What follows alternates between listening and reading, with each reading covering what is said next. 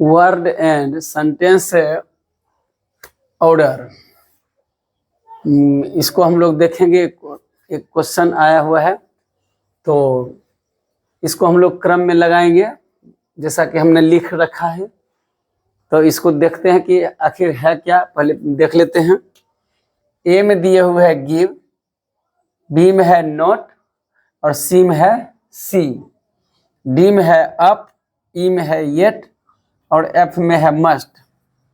अब जनरली बिल्कुल साधारण सा ध्यान देना है इसमें कि हम लोग पहले सब्जेक्ट की तलाश करेंगे कि चूंकि कहता है कि वर्ड एंड सेंटेंस ऑर्डर, इसका मतलब है कि सेंटेंस इससे बनाना है जो अपने क्रम में नहीं है, इसको रीअरेंज करना है।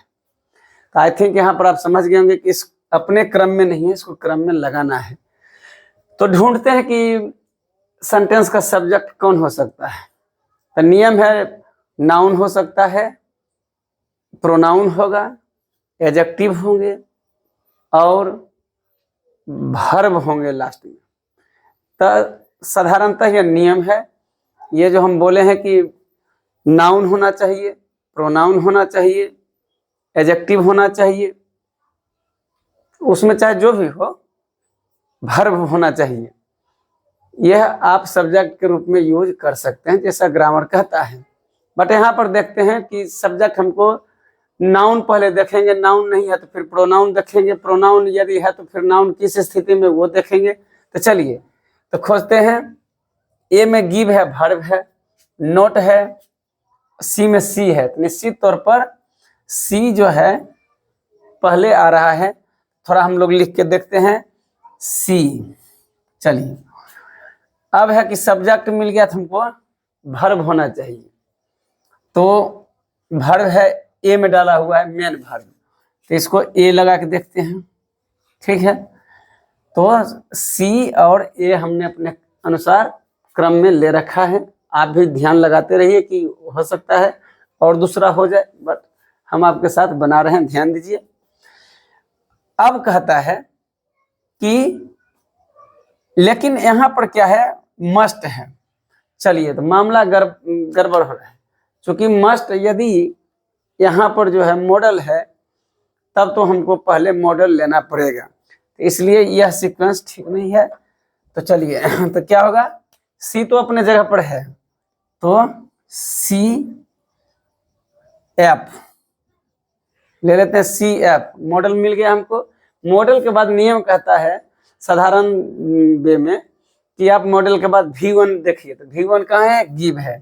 तो चलिए तो फिर देख लेते हैं, लेकिन यहाँ पर देखते हैं कि नोट भी लगा हुआ है, तो नोट तीसरे नंबर पर होना चाहिए। तो जरा देखते हैं, सी एक नंबर पर सी लिए हुए हैं, दूसरा पर क्या है, एफ हो गया, मतलब मस्ट, तो सी मस्ट। तो बी इस तरह बी आ रहा है, तो बी किस में है, सॉरी नोट आ रहा है तो बी है, तो बी लिख दीजिए। तो सी एफ बी। अब तक हम अपने क्रम में ले रखे हैं कि सी एफ बी। दिए गए जो सेंटेंस बन रहे हैं उसको अरेंज करने के क्रम में सी एफ बी अपने नियम के अनुसार है। सी में सी है सब्जेक्ट, एफ में क्या है, मॉडल है, हो गया मॉडल। चूंकि सब्जेक्ट के बाद मॉडल यूज होगा, यदि है तो मॉडल लीजिए। फिर है कि बी नोट है, नोट तीसरे स्थान पर, 1 2 3 तीसरे स्थान पर लगा हुआ है, तो सी एफ बी। अब है कि अब गिव है, तो नोट ले लिए, तो उसके बाद नोट के बाद मेन वर्ब आना चाहिए, तो ले लीजिए अब ए, तो सी एफ बी ए। अब तक आ गया है सी एफ बी ए, तो सी एफ बी ए। तो गिव, फिर प्रीपोजिशन अप, गिव अप कीजिए डी। तो गिव अप, ऐसे भी गिव के साथ आपका प्रयोग होता है, मतलब छोड़ना, गिव अप मीन्स दान देना, तो ऐसे भी आ रहा है। तो C F B A D आ गया। अब है क्या कि अब बचता है येट, ले लीजिए ई। तो येट के बारे में समझ लीजिए। येट यहाँ पर एडवर्ब है, तो जो टाइम को शो कर रहा है, तो एडवर्ब अक्सर जो होता है वो सेंटेंस के लास्ट में ही लिया जाता है। यहाँ टाइम मतलब ऐसा नहीं कि एडवर्ब एकदम लास्ट में ही आएगा, लेकिन यहाँ जो येट है उसका क्रम लास्ट में अकॉर्डिंग टू ग्रामर होना चाहिए। तो जैसे हमने ले लिए, अब हम बना लिए हैं, ये मेरा आंसर हो गया CFBADE, ये मेरा क्रम है। अब खोजते हैं ऑप्शन में ये आ रहा है कि नहीं आ रहा है। तो CFBADE, सी वाला यहाँ पर है, ठीक है, मैंने C और D में C पहले है। चलिए तो C आ रहा है, F, ठीक है, F आ रहा है, B आ रहा है, फिर A आ रहा है, फिर D आ रहा है और E। अब यह क्रम खोजते हैं है कहीं कि नहीं, ये देखना है। इसका मतलब है आंसर जो हो गया यह हो गया C।